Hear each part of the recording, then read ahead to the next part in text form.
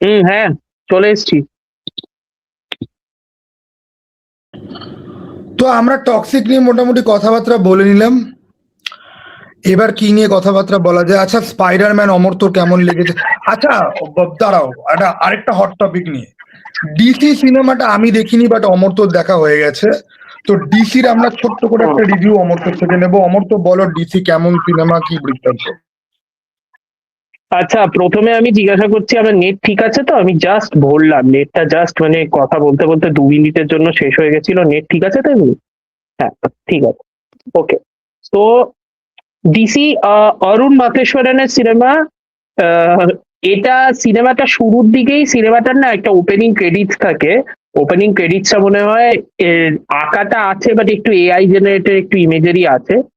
But ওই opening credit সিকোয়েন্সের মধ্যে একটা জায়গা আছে যেখানে বলে হলো অ্যান অনিরুদ্ধ মিউজিক্যাল।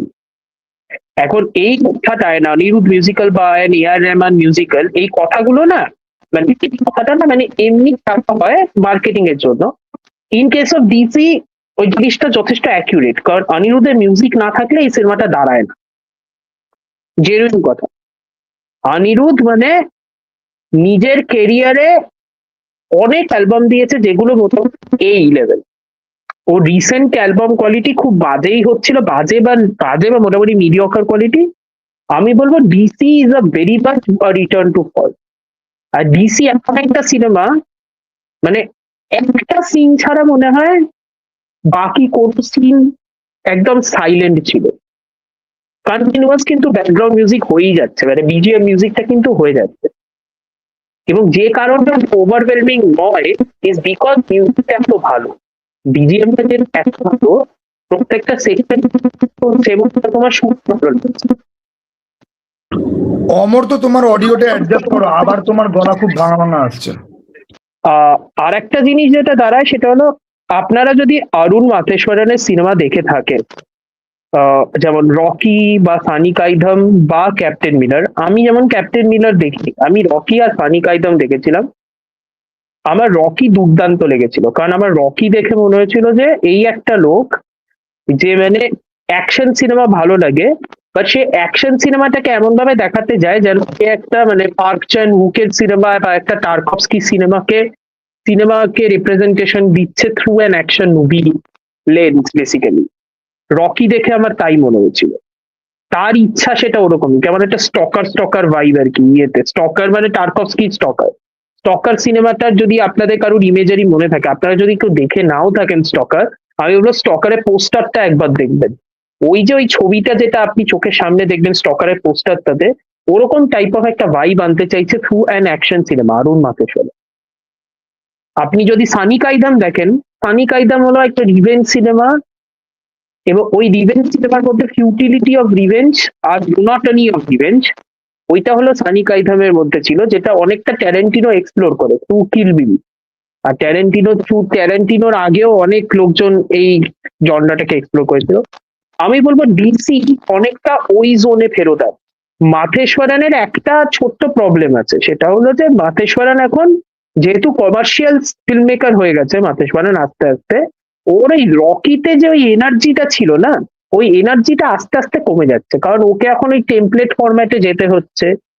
তামিল সিনেমার একটা টেমপ্লেট ফরম্যাট আছে যে একটা পয়েন্টের পর তোমাকে গল্পটাকে এক্সপ্লেন করতেই হবে, রাইট? ওই টেমপ্লেটাইজড একটা ফরম্যাট থেকে ওই টেমপ্লেটাইজ ফরম্যাটে ওকে ফেরত যেতেই হয়। আর মাথেশ্বরনের আরেকটা ব্যাপার হলো, মাথেশ্বরন গল্পটাকে খুব সিম্পল রাখে, পুরো জিনিসটা স্টাইলে খেলে, পুরো জিনিসটা এডিটে খেলে, পুরো জিনিসটা ভিজুয়ালে খেলে, আর পুরো জিনিসটা হলো ভায়োলেন্সটাকে কতটা আর্টিস্টিকলি দেখাতে পারে ওইভাবে খেলে। সো ওটাতে কি হয়, আপনি ইমোশনাল কানেক্টটা কম্পারেটিভলি অনেক কম পাবেন।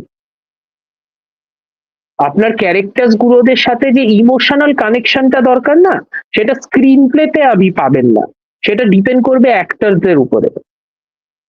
আমি আরে এক্সাম্পল দিচ্ছি, সানি কাইধাম যদি সিনেমাটা দেখেন, সানি কাইধামে একটা সিন আছে দেখবেন ক্যামেরাটা স্টিল হয়ে ধরে আছে, কীর্তি সুরেশের ক্যারেক্টারটা একটা পাথর বা একটা হাতুড়ি দিয়ে একটা লোককে কন্টিনিউয়াস ধরে মেরে যাচ্ছে, কন্টিনিউয়াস মেরে যাচ্ছে, আর যত মারছে ক্যামেরাটা কিন্তু একদম স্টেডি। আর কীর্তি সুরেশের আপনি এক্সপ্রেশনটা দেখবেন, ওর এক্সপ্রেশনটা কন্টিনিউয়াসলি পাল্টাচ্ছে, ও হাঁপাচ্ছে, ওর মাথা গরম হচ্ছে, ওর একটা রেজ আসছে। এই জিনিসগুলো, এগুলো একটা ডিরেক্টোরিয়াল চয়েস, মানে অ্যাক্টরকে বলছে এইভাবে রিপ্রেজেন্টেশন করতে। স্ক্রিন প্লেতে কিন্তু আমার খুব ডাউট আছে স্ক্রিন প্লেতে কতটা এত জায়গা আছে আদৌ।